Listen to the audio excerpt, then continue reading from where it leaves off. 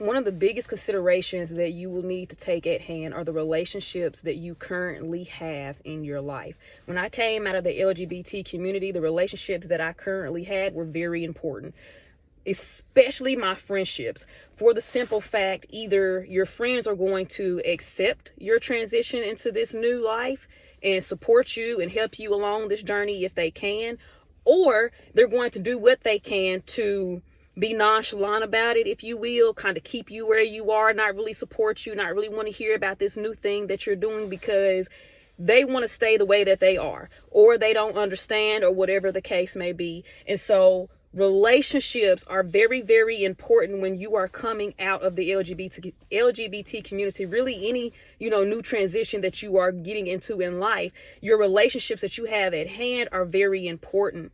And I wanted to elaborate on this a little bit because when I came out of that community, I had one friend. And I still have the same friend, and she is very accepting, very supportive. She does what she can to help me on my journey. But also when I came out of that community, I was looking to make new friendships and new relationships, right?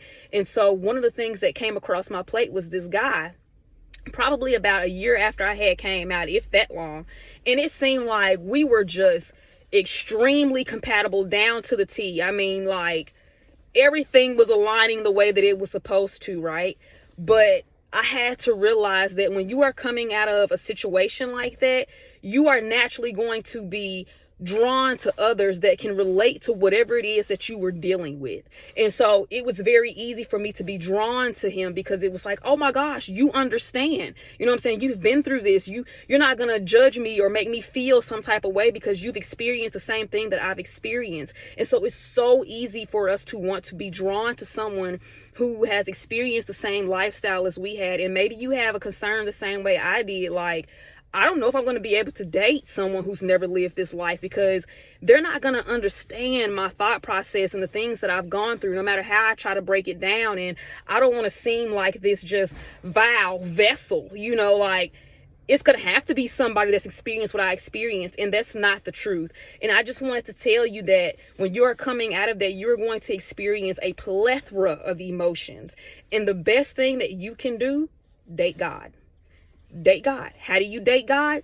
The same way that you would be in a relationship with someone else, date God the same exact way. Every time that you would go to this other person or someone in a relationship to talk to them about how you feel, about your day, what's upset you, what's made you happy, do that with Jesus. When you want to go out on a date, do that with Jesus. When you want to just go and spend time and I don't know, go shoot some hoops, paint a picture, I don't know, do that with Jesus. When you want to read your Bible, do that with Jesus. Anything that you want to do it with Jesus. Because what that's going to do is it's going to deepen the intimacy with you in Christ. And the more that you become deep and intimate with Christ, the more that he will reveal the real you. And I say that because we have to understand, coming out of that lifestyle, you didn't know the real you. You don't know the real you yet. And so, like I said, you're going to have this plethora of feelings, and the different people that you will be drawn to. It's not necessarily bad, but you want to make sure that God is in the center of all of that. You want to make sure that the people that you are building new relationships with are people that are going to help you, not keep you stagnant in the situation that you're in. And it's okay to talk to someone that, you have this base in common with, but don't just automatically assume or automatically just be like, okay, you did this, I did this, we can be together. You want to develop the relationship with Christ first, no matter what, because you have to understand, coming out of this life, your identity is in the hands of Jesus. It always has been.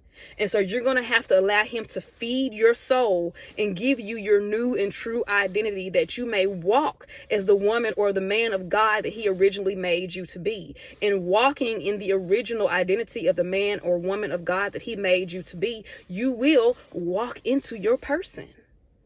You will. But do not come out of this looking for a relationship to kind of help ease the transition or make you feel like this transition has really taken root. Believe in God. Believe in the process. Don't rush it. Trust God.